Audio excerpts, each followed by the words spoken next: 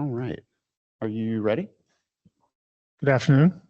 Yeah, I just have one question I was kind of concerned about. Some of my friends are also. We all know that COVID overwhelmed the capacity of everybody. COVID overwhelmed the capacity of everybody, and in particular, the implementation of Hurricane Irma program.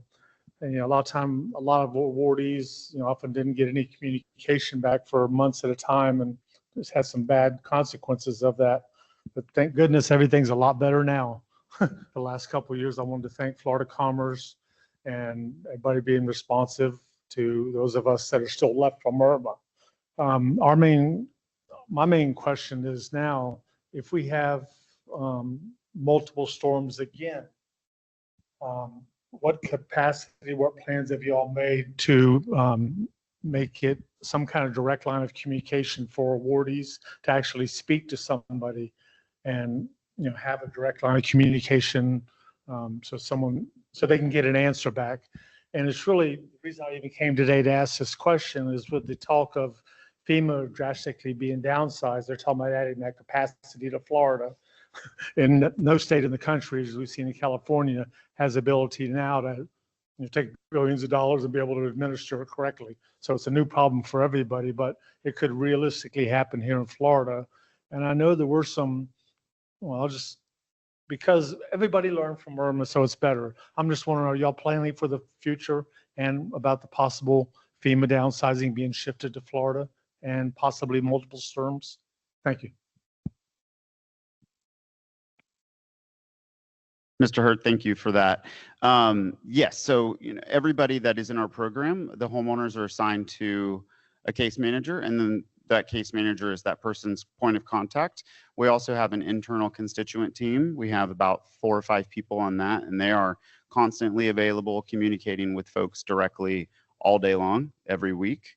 So yes, communication is something that we do take serious, and we believe that is very important. So we're doing that. As far as the comment about FEMA, these funds come from HUD. So, changes in the federal government, again, changes in the federal government overall are something that, we don't have any control over, but we do not foresee any issues right now from any of the proposed changes that we've heard, in the media impacting our programs at all. And thanks, Justin. I'll just add to an approach I think we've taken in recent years, and maybe why we're sort of watching the FEMA question, but not as immediately alarmed, maybe as some other states. It's just we've taken an approach in recent years of we just move first, and if FEMA comes in to support, that's wonderful, that's great. There's been plenty of great partnership, but whether it's before the storm, during the storm, immediately after, and as we're talking about here today, the long-term recovery, we operate under the lens of assume that no one's coming in to help. What would we do then if no one's coming in to help? For example, a number of times, including in some of the grant programs, just the regular standing grant programs that this division of community development, also our division of economic development, have managed, we've many times surged those grant programs around storm recovery specific needs. For example, today, right now, our small cities CDBG grants, they're in an open application window till May 5th, and they can be used by smaller communities that typically don't have a lot of resources available to them. And we're actually encouraging those communities that have a combination of a storm-related need with an economic development benefit to take a look at those grant programs now. Because while we're talking about a large package of funding here through HUD, at the end of the day, as it was presented, that still only probably meets about a third of the needs. I think that what we said about $3 billion in needs, but we've gotten about $925 million. So we really do try to surge some of our other resources. That's something that we've learned to do these last 3 to 4 years, rather than just wait for whenever that HUD allocation comes. Because to be quite frank, that HUD allocation that includes the 2024 storms, it also includes Hurricane Idalia from 2023. We never received an allocation for Hurricane Idalia till basically late December 2024. So essentially surge those other resources early. The other thing that I think we've gotten pretty good at is, and we did this because of COVID, really, when the state had to respond quickly. People needed help and people needed answers. Is we've learned how to do things like prop up phone calling centers quickly through contractors.